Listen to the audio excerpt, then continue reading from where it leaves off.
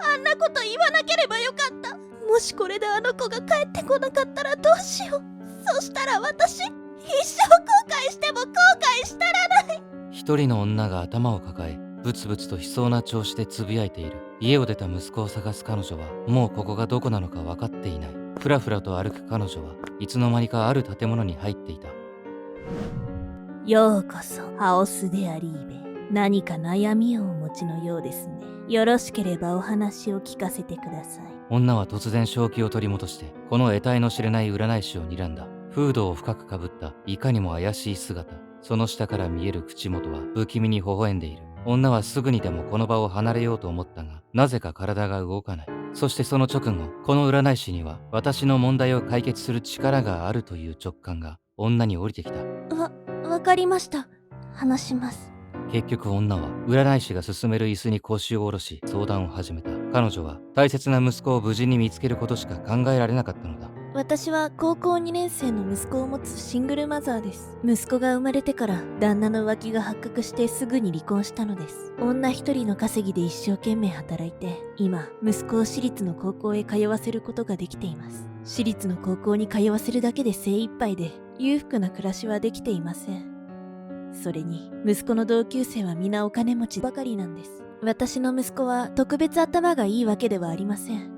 近頃やっとできたママ友はスポーツやテストの点数、マウントの取り合いが当たり前で、正直息苦しく感じています。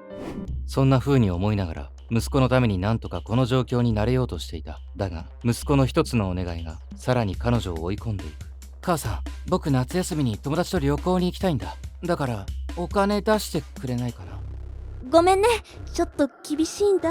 お友達には悪いけど、話せば分かってくれると思うの。卒業旅行のお金は出すから我慢してくれる？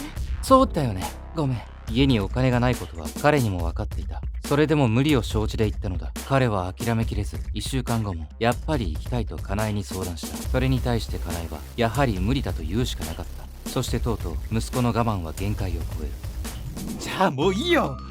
僕はいつも我慢してるのに、母さんはこういう時にお金さえ出してくれない。卒業旅行は必ず行かせてあげるから、今回だけは我慢してお願いよ。いつも今回だけはって、母さんはそればっかりじゃないか。安月給のくせになんで僕を産もうと思ったんだよ。あんただって何もできないくせに、周りのお友達の話を聞いてると母さんあんたのこと恥ずかしくて仕方ない。そんなことがあったのですね。はい。それで私がそう言うと、息子は黙って家から出て行ってしまいました。喧嘩したことなんてなかったのに、お互いもう限界だったのだと思います。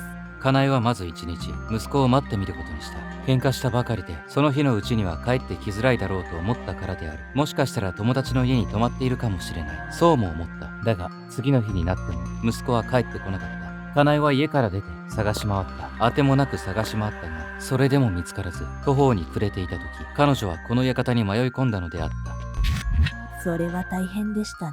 息子さんのこと、とても心配でしょう。へえ、心配でたまりません。それなのに相談する相手もいなくて、ママ友のこと、生活のこと、すべてを一人で抱えていました。それでも自慢の母親でありたかったのに。そうですか、辛かったですね。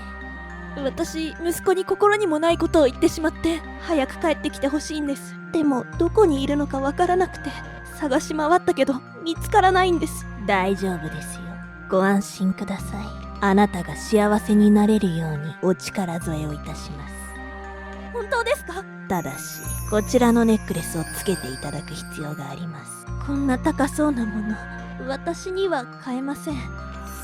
お代はいりません。お代はすでにいただきました。お金には変えられないあなたの経験した思い出、記憶。息子さんのためにお金を使ってください。しかしそのネックレスは絶対に外してはいけませんよ。それさえ守ればあなたは以前よりも幸せになれるでしょう。ありがとうございます。彼女はそう言って占い師の元を立ち去り、息子が帰っていることを信じて自宅へ向かった。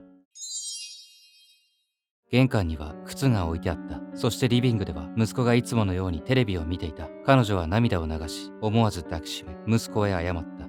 ごめんね、本当にごめんね。私ひどいこと言った。母さん、なんとかして旅行のお金準備するから、もう家から出て行ったりしないでお願い。いいんだよ母さん。僕もひどいこと言ったし無理させたよね。それで今回の旅行予約が取れなくて実はなしになったんだ。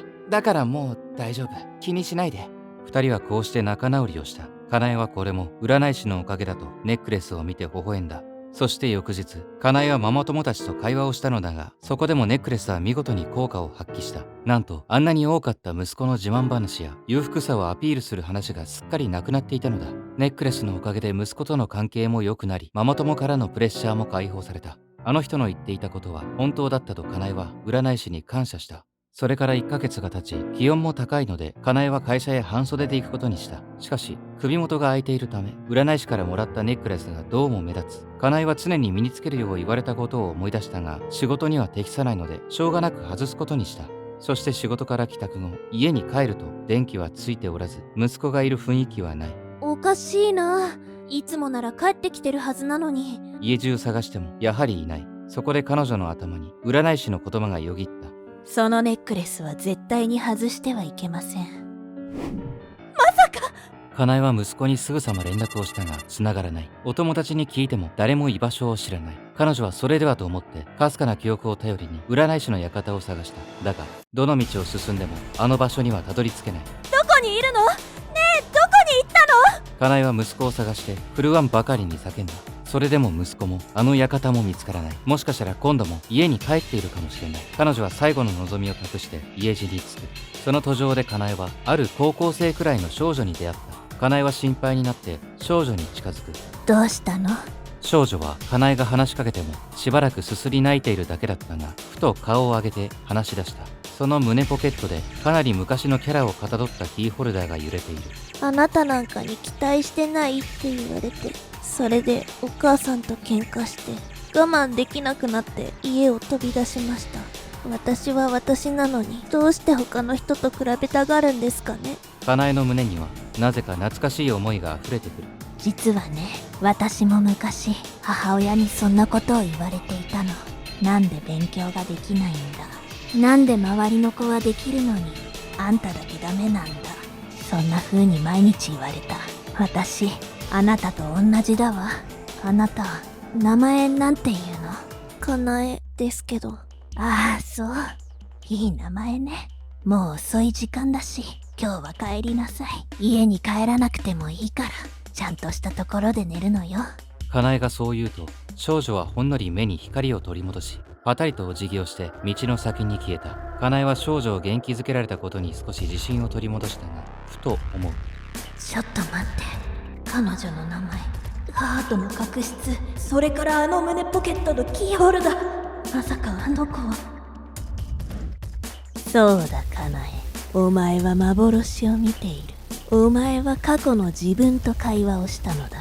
どうやら外したネックレスの影響が少し残っていたようだ。水晶に投影されたかなえは目を見開き、激しく首を振って叫び出す。すでに枯れた喉で吠える彼女の声は獣の洞窟に聞こえる。私はなんて愚かなことをしたの。自分の母親と同じ過ちを繰り返してしまった。息子をちゃんと見ず、周りと比べていた。アクセサリーによってプレッシャーから解放されただけで本当に大切なことを忘れていた。私は息子のことをきちんと見てやれていなかったんだ。母、ごめんなさい。ごめんなさい。私の大切なあの子。私、今度こそあなたを丸ごと愛してみせるわ。だから帰ってきてちょうだい。お願いだから。お願いよ。残念だが、本当なら戻るはずがなかった息子をネックレスの力によってお前の元に戻すことができたのだ。同じ過ち、同じ結末を招いたのはお前自身。母親と同じように他人の子供と比較し、自分の子供のありのままを認めず受け入れなかった。子供は大人が思う以上に敏感で繊細。考えは伝わるものなのだ。大人の対応次第で驚くほど子供の未来や能力にまで影響してしまう。せめて息子に悲劇が起こらぬよう祈り生きるがいい。愛する者を失った虚無の中で